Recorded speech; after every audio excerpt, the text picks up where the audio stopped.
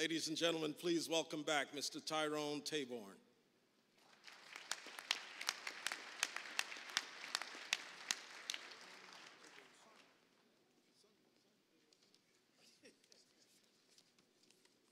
You know, one of the great things about Stars and Stripes is that we bring out so many leaders to honor the contribution of these great Americans. We're here to honor some great Americans, people who have made some of the greatest sacrifices for our liberty, for our ability to be here. So let's give them again a round of applause.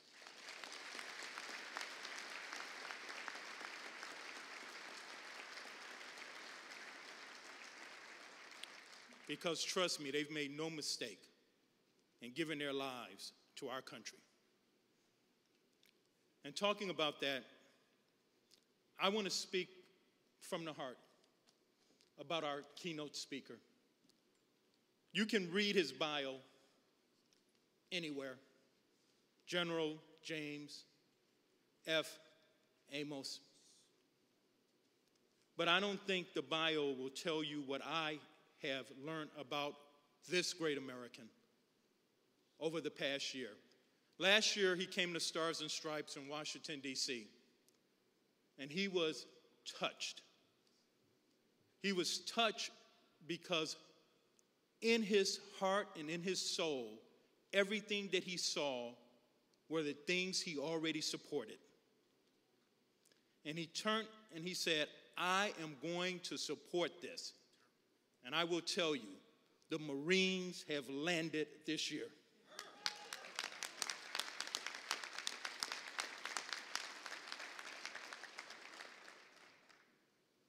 This is the first year, the first time that the Marines have ever been on the cover of U.S. Black Engineer magazine's 30-plus year history.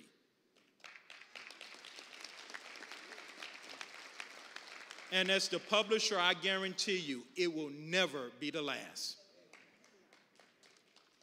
So when the general invited me to his office at the Pentagon before Stars and Stripes this year, something in his eyes struck me, and I saw it on that video.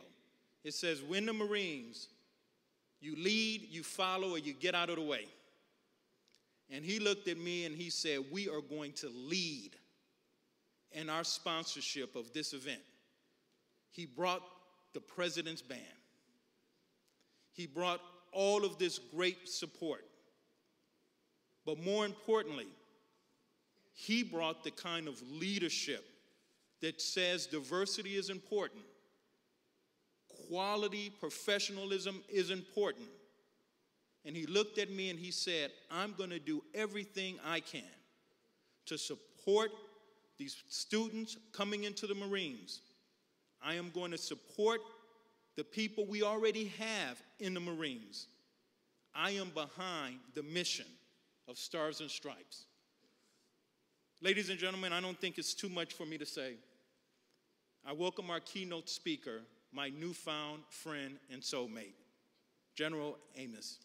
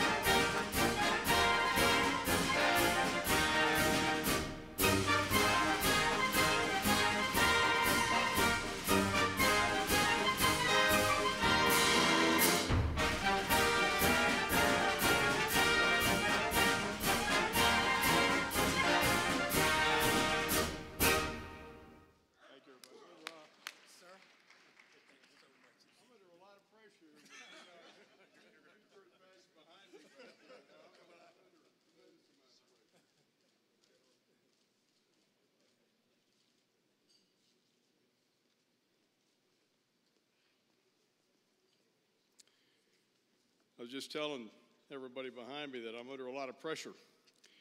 I've got that august group behind me here. I've got to tell you that I'm particularly pleased we're in Philadelphia. All that stuff that Ron Coleman was saying, I've been trying to get BEYA to come to Philly for 7 years. Actually, I came to Philly about 2 years ago for the very first time and was escorted by the Philadelphia Police Department, of which I'm an honorary member, down to Gino's Philly Steaks. Can you imagine, I shouldn't say this because we're probably going to get them in trouble, but can you imagine flashing lights and motorcycles pulling up in the front of Gino's and everybody there going, what the hell's going on over here? And we jumped out and I ordered my cheese whiz and I've never been the same since. This is a great occasion and I am pleased to be here. I'll tell you, first of all, we've said thank you to the board members, the award winners, corporate America. I'm sitting at a table with some great sponsors. We've said welcome to all the service chiefs, all of us, Secretary Donnelly, Lloyd Austin, Bob Papp, John Greenert. And I want to say a special welcome to the 17th Sergeant Major of the Marine Corps and his bride, Michael Barrett and Susan. Sergeant Major, would you please stand up here?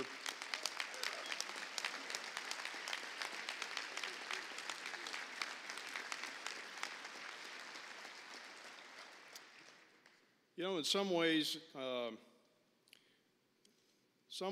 Marine Corps, in my estimation, has kind of come at this late in the game. And I've had this discussion with Marines who I think an awful lot of, many of whom are in the audience here, and we've had this discussion. Some are personal close friends of mine, like Ron Coleman. He's older than I am, but we did grow up together. But I've talked at length about the matter of diversity in my organization, in our organization. And so when I make the statement that we're a little bit late to need, I look at all those great officers, and I look at, by the way, that's Colonel Select Brian Cavanaugh over there.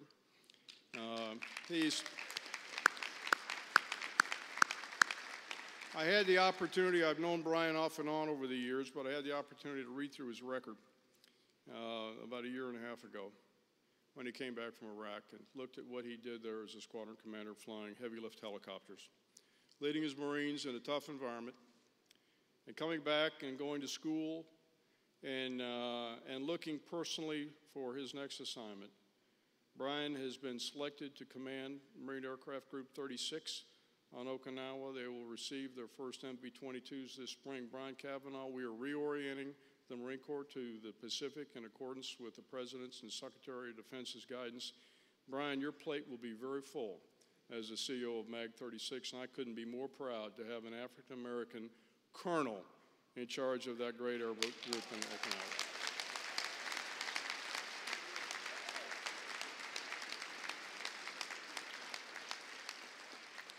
And Sergeant Major, I've known you for a long time. You think you're going to retire sometime soon, not on my watch. You've got another 2 years and at least 7 months the way my clock counts. But congratulations on being the listed award winner tonight, and really for all the award winners tonight. I mean, I sit there and I was thinking, for a young boy that went to the University of Idaho, a land-grant college, and got a degree in finance, I couldn't even come close to competing with the award winners here tonight. So congratulations to everybody. I'm honored to be up here. I'm honored to host this. I'm honored to co-host this. You don't host it, you co-host it. And I co-host it with my fellow service chiefs, of my secretaries, this great organization, the Stars and Stripes. Ty, thank you for your leadership. I can't, when I came last year, and I don't know where I was. I don't know whether I'd been in a cave or I'd been, I don't know where the hell I'd been. But I went to BEYA last year, and I was a brand new service chief, And Willie Williams and Ron Coleman, who are like brothers to me, said, "Sir, you got to go." And I said, "Well, what is it?" "Well, it's a Black Engineer of the Year award." "Okay, all right. Do we got anybody? We got a winner in this thing?" And they said, "Sir, you just have to go." And we went, and I committed that night, and that's what Ty's talking about. I committed that night that as long as I were ever to wear this uniform on active duty, that I would make every single one of these things. I can't think, when I think about our service, and I really speak on behalf of all the service chiefs, I mean, I'm absolutely confident of this. I can't think of a more important place to be than to be here tonight and to honor our engineers. I'm proud to be here.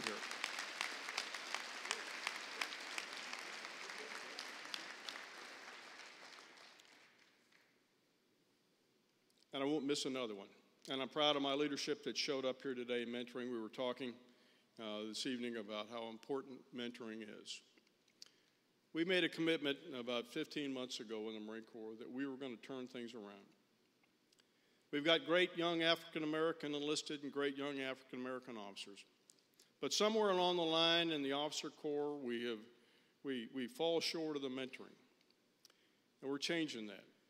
We're making a commitment, and we're committed as a Marine Corps to turn that around. We want to make a home for our African-American engineers, our officers, our young enlisted men and women. We want to bring them into our Corps, and I'll talk to you a little bit about the indomitable spirit here in just a minute. But I'm committed to this, and our Marine Corps is committed to this, and this is the reason why you see all these 2- and 3-star and 1-star generals we have here tonight. Ladies and gentlemen, this is critically important for the future of our country. We have plenty of finance majors from the University of Idaho. Well, maybe not too many from the University of Idaho. You don't even know where Idaho is, do you? I'm not sure I can get there anymore. But what we don't have are those great young men and women with those science and technology and engineering and math degrees. And you think about what is happening on the battlefield today. When we gather to plan and we start talking about, just pick some country in the world, pick some issue that's hot that you've read about in the Washington Post just within the last 30 days. And you start thinking about planning efforts, and you start thinking about all the things that have to take place as our nation addresses these kinds of issues. And I will tell you that almost every single time the discussion, the conversation, the leadership, the planning effort breaks down and focuses on those technical aspects, those enablers, those things that just 15 years ago, and in some cases just 5 years ago, we would have never thought about. How about cyberspace? Think about what's happening in cyberspace. Think about what could happen on the World Wide Web, the gig. Think about what could happen in our own country with things like our banking system. Think about our military. Think about indecision, command and control. Then switch gears and go into the technology and the engineering that MIT and Georgia Tech and other great engineering institutions across this nation provide Lockheed Martin with 6 million lines of code on the Joint Strike Fighter. Think about those great ISR platforms that we cannot get enough of. If you're a commander on the ground, you can't have enough technology and capability streaming into your command post. That didn't come by a finance major from Idaho. That came from a young man or woman that had the wherewithal and the education to reach out and bring that to bear and focus it tightly on things like unmanned aerial systems. In John Greener's world, it could be underwater unmanned systems. Lloyd Austin just came back from several years in Iraq. He'd been there many times before, commanded, and then he just came back, and he couldn't get enough of it. Jim Mattis can't. John Allen can't get enough of technology and capability. The airplanes we're developing right now and the systems that we're flying, Raytheon's missiles, Raytheon's capabilities, Boeing's, Lockheed Martin's, and all the companies and corporations that support them rely on young men and women to graduate from high school to take an interest, college to take an interest. They either go into industry, and I'll be honest with you right now, I'm on a recruiting effort. It's not that I don't care about industry, but I want to bring them to the United States Marine Corps. And I want to make them wear this uniform. I don't want to change their lives forever. But regardless, that's what this is all about. That and the mentoring of our young African-American men and women. You know, tonight as we gather here, it's about 6:30 in the morning in Afghanistan. It's pretty cold right now. Unusually cold, to be honest with you. Sergeant Major Barrett and I just got back a week ago on Wednesday. Young men and women, the sum of about 90,000 wearing various uniforms of our nation, are relying on the capabilities that these young men and women, these several thousand that will show up tomorrow, will hopefully somewhere down the road produce.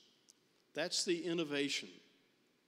That's the innovativeness not only of our nation, but that spirit of creativity and dedication that a 16-year-old boy or girl or a 21-year-old college junior will dedicate their lives to.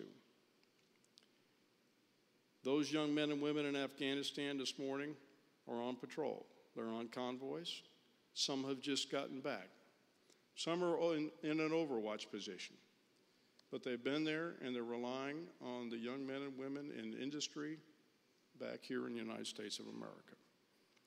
Innovation is not new to the United States Marine Corps. You might find it interesting to note, being a pilot, that in 1917, flying Sopwith Camels over France, the Marines began to drop ordnance from airplanes. So can you imagine what it must have been like?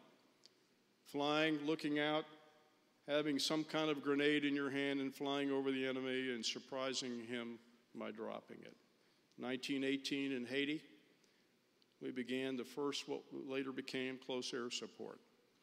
1941 in Nicaragua, we did exactly the same thing, only this time we talked about and invented and brought to bear dive bombing.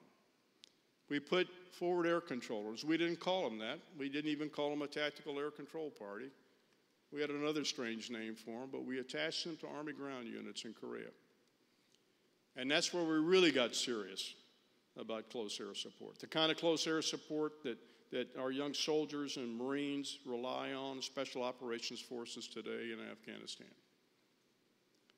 Somewhere around 1949, a couple of pretty courageous Marines met Igor Sikorsky and became convinced from an innovative spirit that the Marine Corps needed to take a look at helicopters.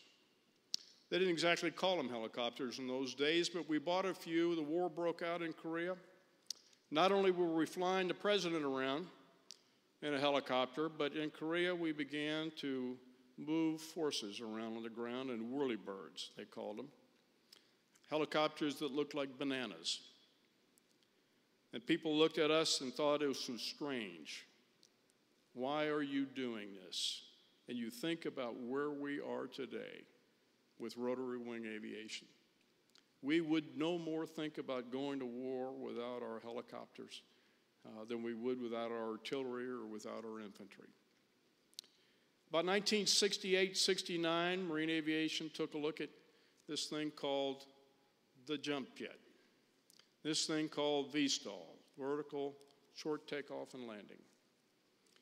This thing called the Aviate Harrier. Now, it had a bit of a rough start. We shared that legacy with the British. But it got its start in the 70s.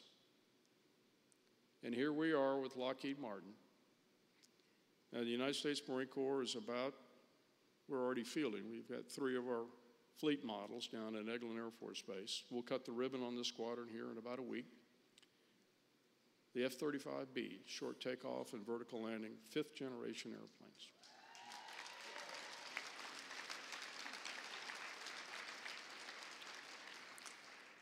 Think about that. Think about the technology, the dedication, and the stick-to-itiveness of industry and engineers over the last many, many years that have brought that airplane into the fleet. Secretary Amos and I were on board the USS Wasp about 2 months ago and watched the 2 F-35Bs work the flight deck, and it was like a ballet. I've been around airplanes all my life. I've been on and off carriers. I understand them. I understand jets. But it was absolutely remarkable. In 2000, really in the late 1990s, the Marine Corps committed to buy the MB-22 Osprey. People thought we were crazy. Bell Helicopter, a small helicopter organization down in Texas, was making blades kind of one at a time. They had a demonstrator, a technology demonstrator with tilt rotor, and we bought into it. And today you fly around Afghanistan, and you will prefer to fly around in the Bell Boeing MB-22 Osprey. If you're a special operator, you're going to fly around in the CV-22. If you're a U.S. Air Force F-15E pilot that had to jump out of his F-15 Eagle over Libya in the early days of the air campaign, he was damn glad that MV-22 Osprey lifted off at about 10 o'clock at night off the USS Kearsarge, 125 miles off the coast of Tripoli. Flew in and pulled him out. Had we not had that Osprey there, had it not been able to fly at 275 knots, had it not been able to do that and then land vertically in the middle of the field in the desert and pick up that Air Force pilot that was surrounded by Libyans, we might have been negotiating with Muammar Gaddafi for the next many months. And yet the Marine Corps brought that in, controversial, and today I will tell you that the MB-22 Osprey is hugely successful, and we can't get enough of it. It's innovation, ladies and gentlemen. It's not innovation that the Marine Corps is the sole proprietor, but you're stuck with a co-sponsor tonight. That's the reason why you had to tolerate the President's own and had to tolerate all this Marine Corps stuff up here. But it's innovation. Every service, every single service here, the Army, the Navy, the Air Force, the Coast Guard, and mine, are geniuses at innovation. Let me switch gears here for a minute before I close and talk about indomitable spirit. When Sergeant Major Barrett and I were in Afghanistan, we looked in the eyes of, we've got about 19,000 Marines right now. We're going down, but those young men and women look us in the eye. I want to report tonight that they feel really good about what they're doing. They feel like they are going to be successful. Ladies and gentlemen, they smell success. Regardless of what you may read, those young men and women have that indomitable spirit, and they know what they're doing is correct, and we are on the cusp of being able to transfer large areas of the Helmand Province, the security of those areas, over to our Afghan brothers and our partners. They have the indomitable spirit. They looked to Sergeant Major Barrett and I in the eye, and they felt good. Not once did anybody complain. Not once did they look forlorn. They had that spirit in their eyes. You know, about 15 months ago, 16 months ago, I was thinking about, and I had some reasons to think about, a group of Marines from years ago that also shared that indomitable spirit. They don't have anything to do with science and engineering and technology and math, but they had everything to do about young African-American men that joined an organization in 1942 called the Marine Corps. You see, President Roosevelt, under the wise guidance of his wife, said we need to integrate the services, and we need to be about it. And President Roosevelt signed his presidential directive. And the Marine Corps went out and began to recruit. Between 1942 and 1949, we recruited 20,000 African American men to join our service. Now think about what was happening in the world at that time. We were busily, heavily engaged in Europe. And we were heavily engaged in the Pacific. We were fighting our way all the way in the Pacific, up from the southern part of New Zealand, up through the Marianas, all the way up to Iwo Jima. I was a speaking event this afternoon at noon before I came here, because we are on the 67th anniversary of the landing at Iwo Jima on February the 19th. During that period of time, these African American men joined my corps, and we put them in a segregated boot camp in North Carolina. Now think about that. We put them there, and we said, okay, we want you to be Marines, but we're going to make it different for you. They came, and with that indomitable spirit that resides in Americans, they overcame. They went to war. They did really, really well. In our home of the commandants, my wife and I have the portraits of all. I'm the 35th commandant. Hopefully I'll survive long enough to get a portrait. That's yet to be seen. But there are portraits for the other 34 commandants, big oil portraits, huge. They're the originals. And when we moved into the house in July of last year after a major renovation, all the portraits had come down and were in the museum, and they were in a secure place. And so we had the opportunity to place the commandants where we wanted to. And of course, I checked with all the living commandants and asked for gouge. And I had a choice for where we would put them. And I took a portrait of one of my favorite commandants, Alexander Vandergrift, and I put him on the bottom floor in a place of honor. And when you come to our home, that 211-year-old wonderful home at 8th and I in Washington, one of the first portraits you'll see is Alexander Vandergrift. And the reason you'll see him there, not because he was a Medal of Honor recipient, because he was the commanding general of the 1st Marine Division at Guadalcanal, because he was. Not because his son was severely wounded on Iwo Jima on February the 19th, 1945. He was. But because Alexander Vandergrift in 1949 had the courage as our new commandant to say the experiment is over. They're all Marines. Close down Montford Point.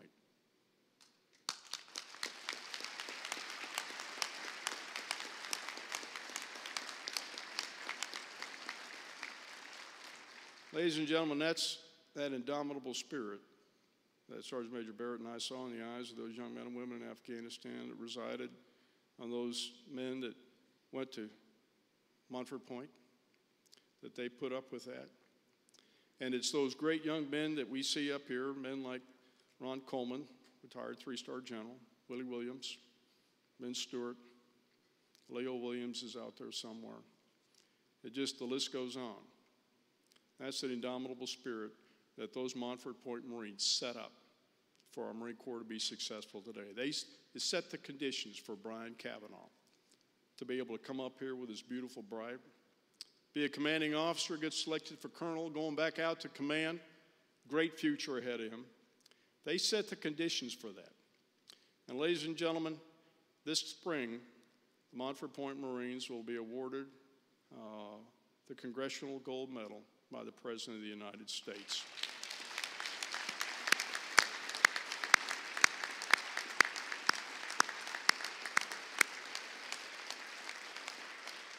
I could not be more proud. You know, as a service chief, you come in contact with a lot of opportunities to make decisions. And most of them you feel pretty good about. There's some every now and then that you look and you think about it and you go, I hope this is the right one. Ladies and gentlemen, of all the decisions I've been fortunate enough and blessed enough to make, I knew from the minute that we got engaged with Montford Point Marines to put their legacy and the rich history of our Corps, that it was the right decision. I couldn't be more proud of it. Ladies and gentlemen, I believe there's some Montford Point Marines here tonight. I was told that we've had some of our Philadelphia Marines. If there are, would you please stand for me? Any of the Montford Point Marines, would you please stand? Ladies and gentlemen, a round of applause for true American patriots.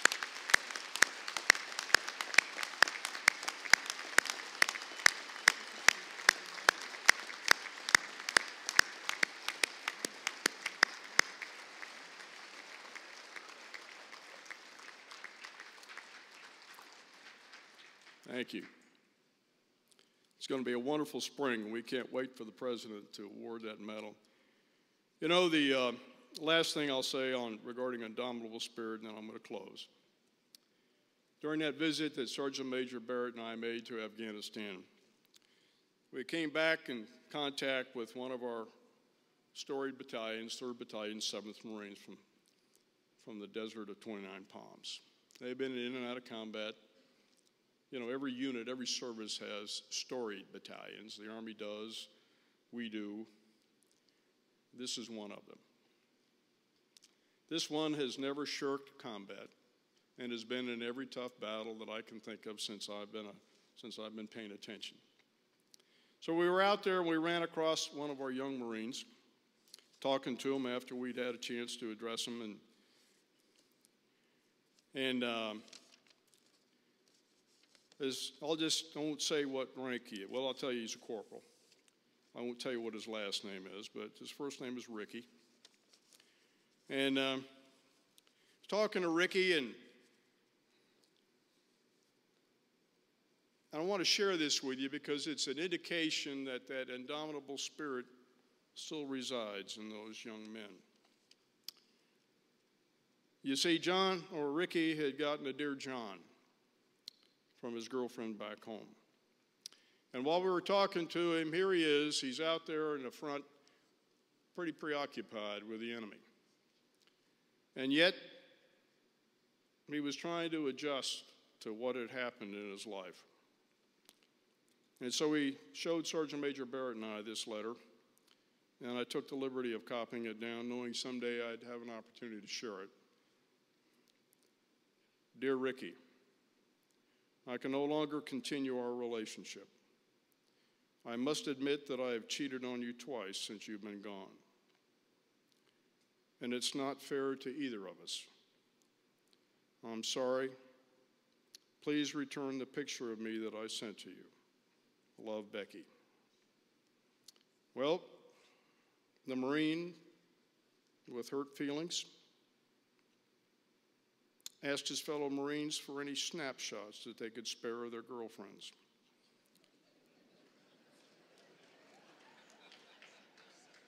Their sisters, their ex-girlfriends, their aunts, their cousins. In addition to the picture of Becky, Ricky included all the other pictures of the pretty girls he had collected from his buddies. There were 57 photos in all, along with this note. Dear Becky, I'm so sorry, but I can't quite remember who the hell you are.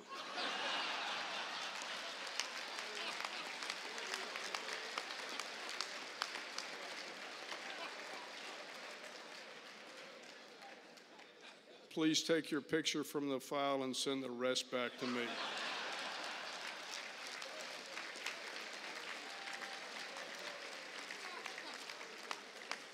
Ladies and gentlemen, we still make them like we used to. I'm honored to be here. I'm honored to co-host this with my compatriots. God bless every one of you, and Semper Fidelis.